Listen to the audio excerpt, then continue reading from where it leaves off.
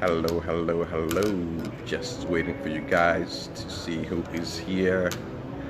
And hi guys, it's been a minute. It's been a long time since I've gone live on Facebook.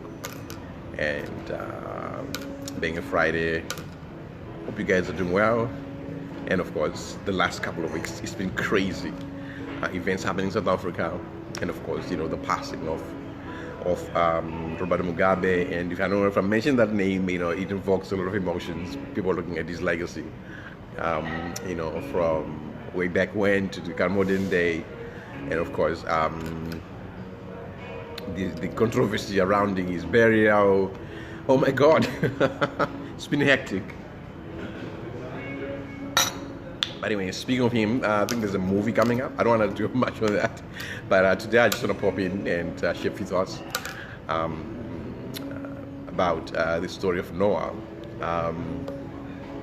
It's one of those stories that has been preached, I think, on many places and stuff. But I want to share the thought from the idea that from the time Noah had to prepare for the flood, right? You would talk to people would judge him, people would say, "Ah, look, dude, this and that is crazy," all that. But he was preparing for, for the flood. And in those days when he's talking about that, people would like look at him crazy. People look at him crazy. They don't get what he's saying, because they've never been introduced to the concept of the flood, because nobody had seen it. Understandable, but decades later, he was vindicated in the sense that when it came to pass, good enough for him, he had listened to what had been instructed to do, say, build the ark.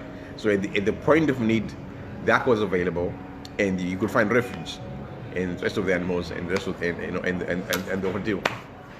But I think the important thing there is to learn to see that if he had not prepared those years for the flood, it basically means when the flood came, you don't have an ark to find refuge in. And but because it already obeyed it and listened to what it was meant to be doing, then that basically meant when the flood came, he already had refuge. And I put that in the context of today. Start thinking about the ideas that if manifested now in the physical form of products, services, whatever. But it's interesting because some of the ideas, people have worked on them for 10, 15, 20 years. And if you look in that context, then it's interesting to think that that idea is created for such a time as now. But the person had the idea maybe 10 years ago. They begin to do the work until its fruition comes to a place of fruition and manifestation like now. And so I think the challenge for many people, like I was doing, I did the other video the other day, which is on Instagram, about sometimes the idea is capturing the idea, because it's easy to have an idea now, and then if you don't capture or don't think about it or do something about it, within a few days that idea could disappear, you forget about it, and then maybe sometimes that idea you never see it again. But in some cases, there have been times where people have had ideas, they didn't take the idea seriously, and then 2-3 years down the track, this someone else has manifested a product, business, whatever you name it, through that idea.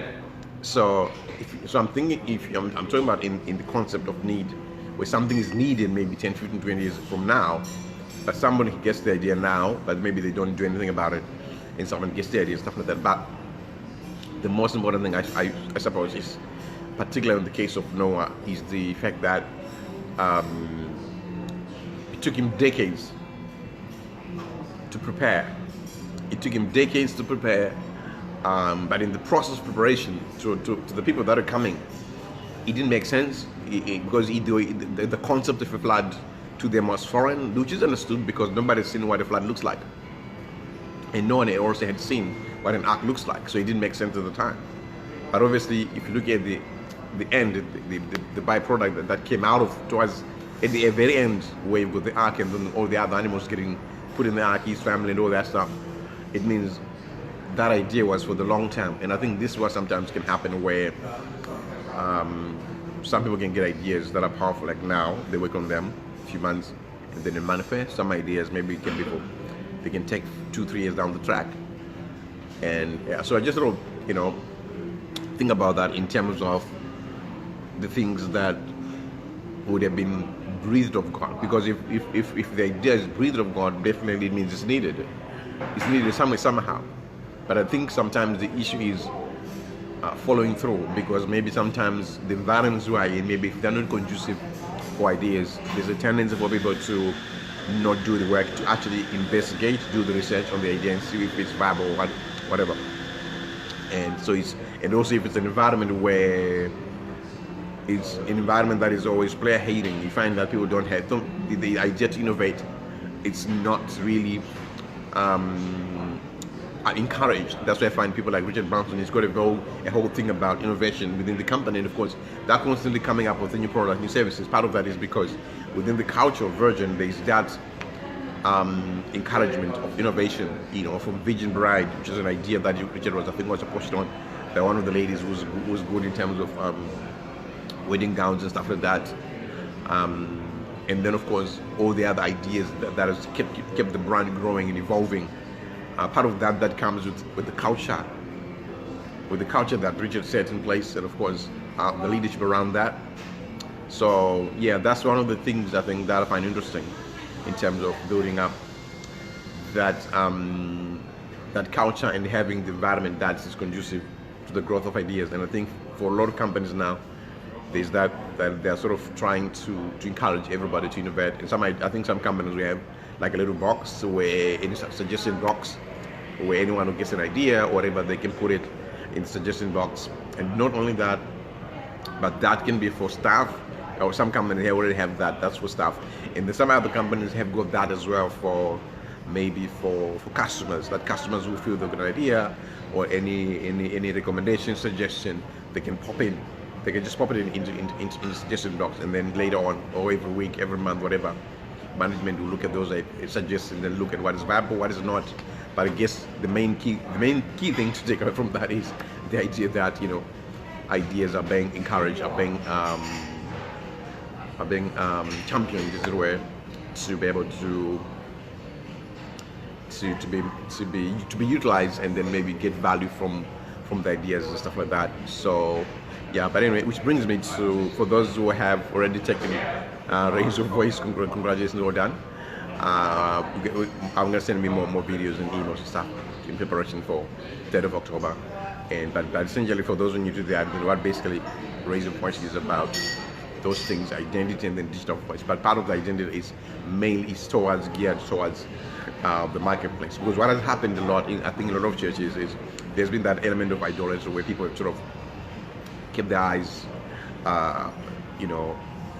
maybe on the pulpit or whatever. So because of that idolatry, their eyes, it's a distraction. Because maybe if you want us to look into Jesus and focus on the relationship with God, you realize that maybe God is pointing you in different things. But it's a whole different topic altogether on idolatry. But one thing I've noticed as well is that it definitely has an impact in the big picture in terms of relationship with the marketplace. But anyway, in Raise Your Voice, we're going to go deep into that, and then of course the digital voice, where we talk about the changes and